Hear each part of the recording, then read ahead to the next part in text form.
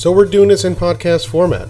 I'm sorry. We are actually doing this in podcast format. This is Kevin Patterson, and this is another Demarius Targaryen week 8 update. We missed week 7, and sorry about that. And we do apologize. We have 3 people doing these updates, between my brother doing the actual writing of it, me presenting, and then Bobby chopping it up, in the production truck, and then we all present it to you. But schedules often don't mingle, and but for the sake of getting back on track, we decided, all right, we couldn't give you a video last week, we couldn't give you one this week. Actually, I can, but it's not going to be the same. But we can sure as hell give you some kind of content. So there might be a poll, there might not be a poll. Pause. And yeah, just give us some feedback. If you like the podcast format, we'll throw it in there, here and there. If not, you can just tell us to go suck an egg and switch it up. But we're not going to get into week 7 because week 7 already happened, and it was, already done for, and you all know what happened. But we're going to recap week 8, and so I'm going to go through the actual update itself. Not going to really, go word for word. But I am absolutely going to be looking at the actual scoring breakdown as I kind of pick and choose what I want to recap from the actual update that my brother wrote. Anyway, so Drogon versus Ertz. Ho. First of all, let's say Nino put up a $144.7, taking out my Balzac Ertz 127.6. And from a quick glance, Marvin Jones Jr., holy shit. Here's a guy who, in the week prior, in week 7, he put up about 5.9 points. And then before that, weeks 2 and 3, he was, in the 15 to 17 point range. This guy went 7 receptions, 117 yards, 2 touchdowns for 30 freaking points, along with Mike Evans, who is still doing work. $179, 1 touchdown. Nino gets the win here. Let's see what my brother says about it. He says, so this win vaulted Drogon to first place in Westeros. So, congrats to Nino. Congrats to Nino. Tate going to Philadelphia really opens the door for Jones to get more targets, playing opposite of Kenny Galladay. Every day is a Galladay. So, playing opposite of Kenny Galladay, who he also owns, Kenyon Drake had a good day and is starting to pick up after a slow start. So, again, great things being done by Nino's team here. He is 6-2 with the win streak of 3. Whew. And then, of course, my game, you're going to be hearing a lot of clicking because I'm just going back and forth, so you're going to have to bear with that. But, this has to be the game of the week. So, me and Darrell, we did the old Clash of Clans thing going here. I just wanted to say Clash. And me, Mr. Fuck, took the W. 120.2 points over 119.2. I won by a freaking point. And I don't know how it happened, but what I do know is that I benched LaShawn McCoy. Yeah, shady, because he had 0.1 points going up against Indiana. My man had 2 attempts, 1 yard. Come on. And then he plays New England and gets 15.5. So I benched him, and then Corey Clement just absolutely shat the bed. And then, of course, fucking James Conner. I was going to say Jimmy Carter. So I mixed up Jimmy Conner and Jimmy Carter, trying to make fun of James Conner. Anyway, so James actually put up 38.2 points. Like, what the hell? It has been consistent because before the bye, week 6, he had about 28. Week 5, he had about 34. But we were not, I wasn't expecting that. Well, they were playing the Cleveland Browns, but 146 total yards, 2 freaking touchdowns. I forgot what it really went down to. What I do remember is Eric Ebron James I dropped Jack Doyle because he was, obviously he was hurt, and then all of a sudden, what the fuck? Well, anyway, let's see what Lenny has to say about that. So, he says, Bricks must have been shat when Kevin saw Clement do nothing while Shady McCoy finally had a decent week on his bench. Pretty much what I just said. This unlikely win put Kevin on the periphery of the playoffs if he can make another run like he did at the end of last year. And if you remember what I did last year, I just went on an absolute fucking anal tear. This whole league is scared of me when I go on a run. Saquon had a good week as usual, but was super fucked by the Ravens D. Pause. Or not. They came in as the highest scoring defense in the NFL and got thoroughly undressed by Killer Cam Newton and the Panthers. And, of course, he mentions Connor went for 39 points again with Le'Veon allegedly returning. Ben Roethlisberger was calling for a timeshare upon his return. So, again, really, really, really squeaked out this win. He also goes on to say the loss dropped Saquon to second in Essos with the ass clowns right on his ass. So, with that, we're going to move on to Stevie versus Blueprint. Let's see here. So, Stevie Wonder Conceived wins 117.9 over the Blueprint, who only scored 93. Your top scorers of the game for each, respectively. Sammy Watkins going 30.7, and Kirk Cousins with not a pedestrian, but a normal 20.7. Like, is that normal for? Yeah, that's in Kirk's kind of average. His highest being week 2 with Green Bay. He scored about. Well, that was his 4 touchdown day. So he had about 33. Everything else has been pretty much in the 20 range, and at the lowest 14. Sammy Watkins, though, this guy's been he's been pretty up and down. 11 points going up against Cincinnati, and then of course the 2 touchdowns, 107 yards against Denver. And he's looking to look good this coming match against the Browns. So hopefully you'll see something there. But let's see what Lenny has to say about that. So he says, Adam lives. Stevie Wonder is regaining some eyesight with the 117.9 over 93 win over the unlucky Blueprint. Sammy fucking Watson or Watkins, who is from Clemson. Can you say Clemson in any other way but Clemson? Because, I can't. But he went again for another 30 points and got another 20 plus from Latavius Murray. By trading away Patrick Mahomes last week, he turned to the immortal Joe Flacco, who hooked him up with 9 neat points. That's pretty much all he needed to take down a Blueprint team with Melvin Gordon on bye. Carlos Hyde is barely getting any run in Jacksonville, even with Leonard Fournette still out. I didn't mention it earlier, but Ty Montgomery was traded to the Ravens. One would think that he has more value here as a pass catcher out of the backfield for Joe Flacco, who targets his running backs often. This puts both teams at 3-5 in their respective divisions, and each would need to go on a run soon to sniff the playoffs, because the playoffs smell deliciously good. Oh boy. So that takes us to our next game. So what is this? We're going now to Dak Street back all right. Yeah. $130.6 over the still very, very weak 1 down, 6 to go. Sammy boy, I am just so sorry, but you're gonna have to do something. You're 5 games back, 6 in essence.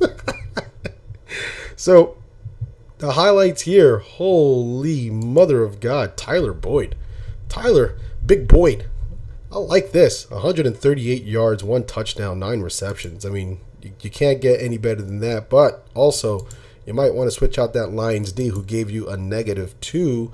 On the other side, Larry Fitzgerald doing Larry Fitzgerald things, from past. 102 yards receptions, 8 receptions, 1 touchdown for 26 points. And, of course, Antonio Brown being Antonio Brown, 25 points. That's 74 yards, 2 tugs. And Joe Mixie.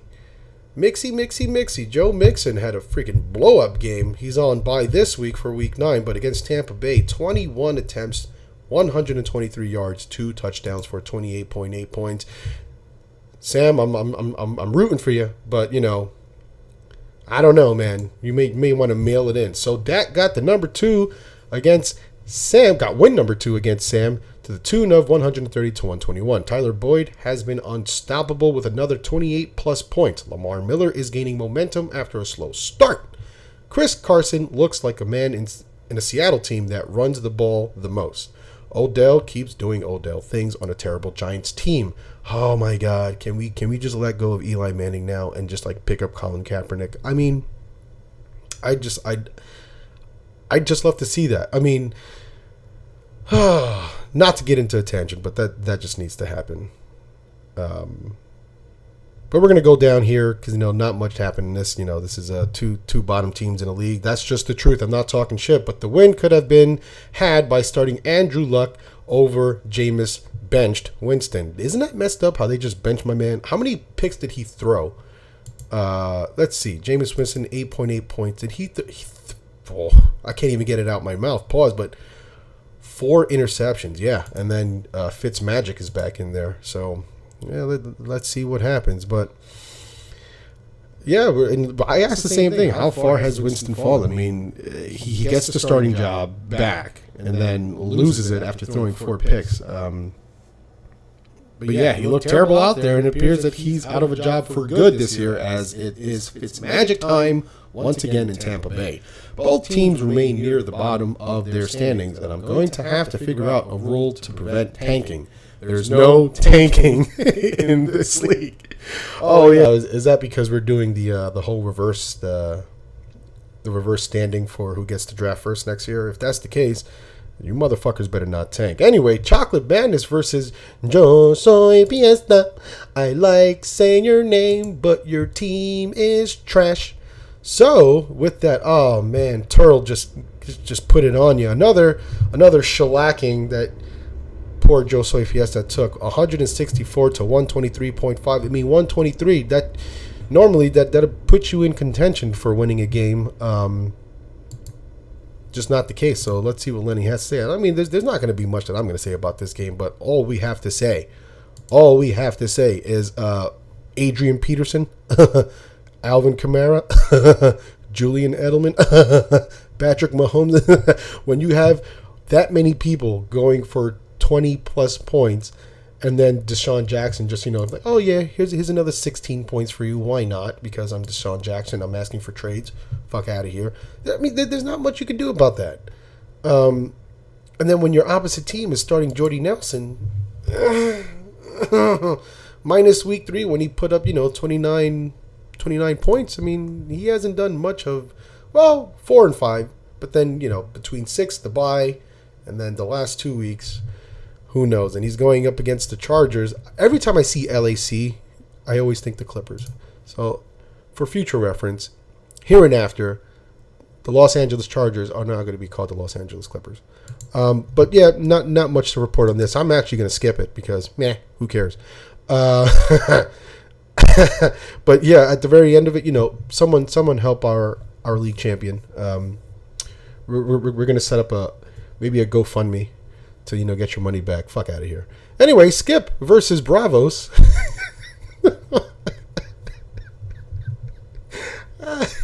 So Skip Baelish takes the L as Bravos lights him up 153 to 125.2. And all we have to say here is, Russell, big Russell Wilson. Ooh, 248, 3 touchdowns.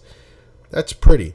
And Adam Thielen, too. Oh, my God. Oh, my God. There goes my phone with the fantasy stuff. So that actually scared the shit out of me. I should probably mute this.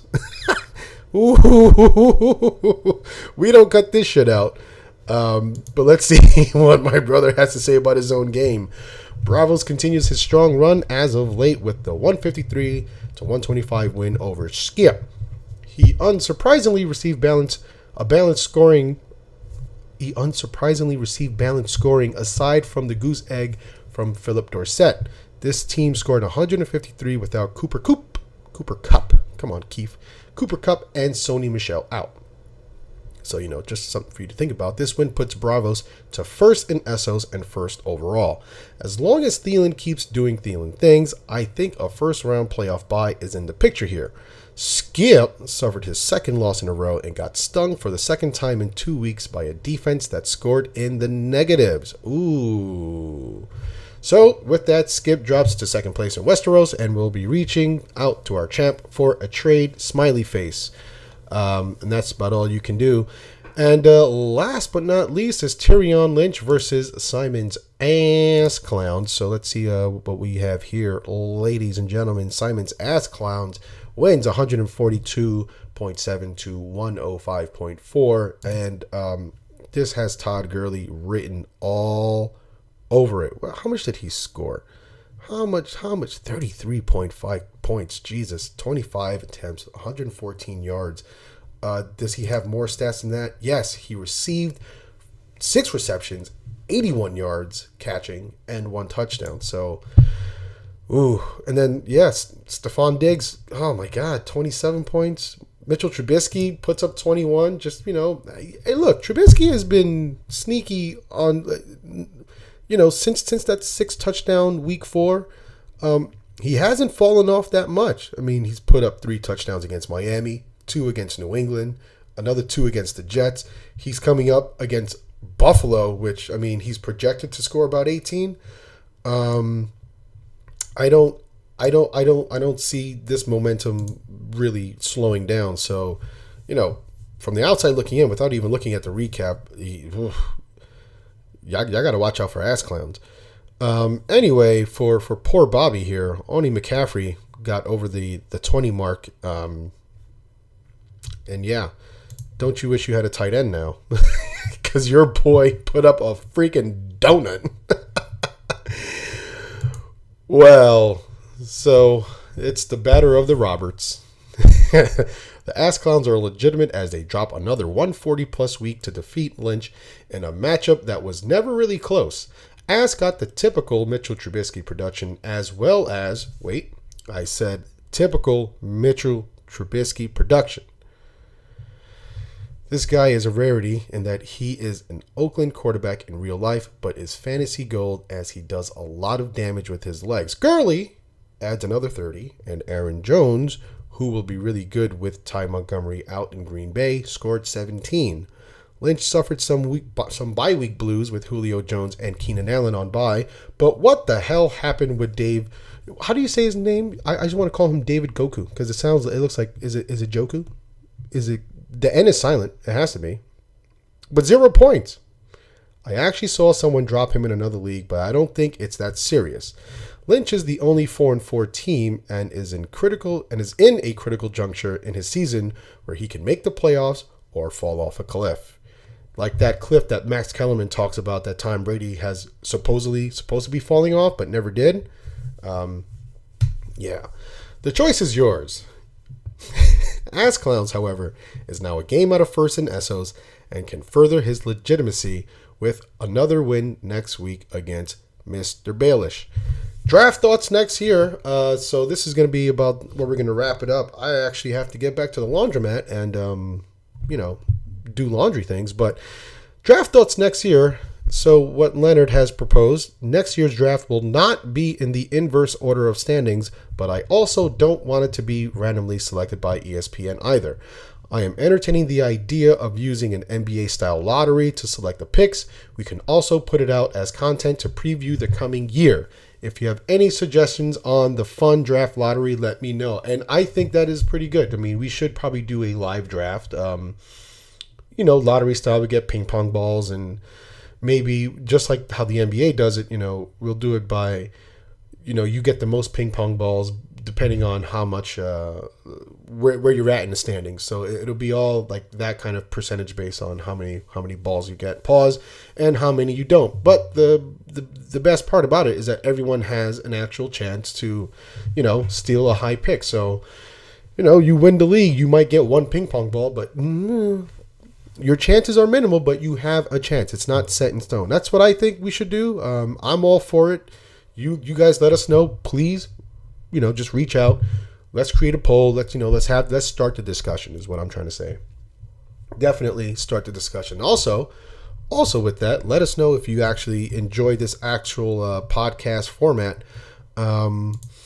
yeah, I mean, we just want to know. We just want to know, like, what you guys are thinking. I mean, I would really love to know. Oh, you know what? Before we get out of here, we got to, of course, we have to do the actual standings, and because I mean, what kind of a podcast would this be? Podcast format, update video. What kind would this be if there wasn't an actual, if there wasn't an actual, standings update? I mean, I want to know. Don't you want to know? All right. So with that, ooh boy. So in Westeros, Drogon leads. Well, actually, it's a three-way tie between Drogon, Skip Baelish, and Chocolate Madness, all sitting at 6-2. Below that is Tyrion Lynch, 4-4, and me, Mr. Fuck, 3-5. Tyrion is 2 games back. I am 3 games back. Also, Stevie Wonder can see is 3-5 as well. And down at the bottom is Dak Street's back all right. In Essos, Bravos Assassins leads 6-2. Below that is a 3-way tie for second between Saquon Lannister, Simon's Ass Clowns, and my Balzac Ertz, who all are 5-3, 1 game behind. And then below that is the Blueprint, who's 3-5, 3 games back. And then the 2 sitting at the bottom, 1-7, is 1 down, 6 to go, and Joe Soy Fiesta. Our points leader in Westeros is Drogon, who's scoring 1,089.6 points. And our league leader in Essos, 4 points, is Saquon Lannister, 1,232.9 points, which is just like Christ. Well, that's all the time we have for today, folks. I hope you had a lot of fun, because I did. And yeah, just, let us know down below. How do you feel about this? If you like it, please give some actual, feedback. We'd love to hear from you. This is all the time we have for today. I am Kevin Patterson, and good luck in week 9. And lick my balls.